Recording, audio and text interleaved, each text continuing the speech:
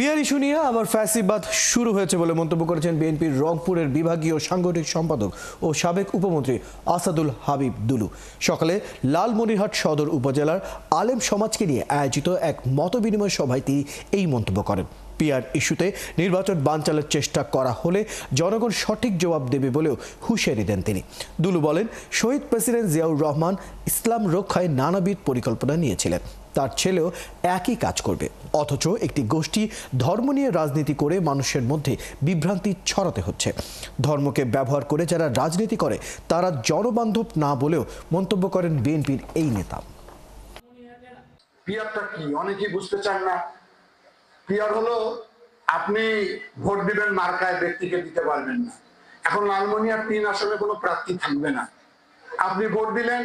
এখন ওই কেন্দ্রীয় কমিটির থেকে যে দলই জয়লাভ করুক, যত আসনই পাক, তারা হয়তো দেখেন নারায়ণগঞ্জ থেকে লালমনিরহাটের এমপি পাঠিয়ে দিচ্ছে। আমি আশা করি যে এগুলো বিভ্রান্তি, এগুলো হলো পানি ঘোলা করে মাছ শিকার করার চেষ্টা করা হচ্ছে। বিশেষ করে যারা ধর্মভীরু হয়ে আছেন তাদেরকে এই সমস্ত টোপ দেওয়া হচ্ছে আর কি।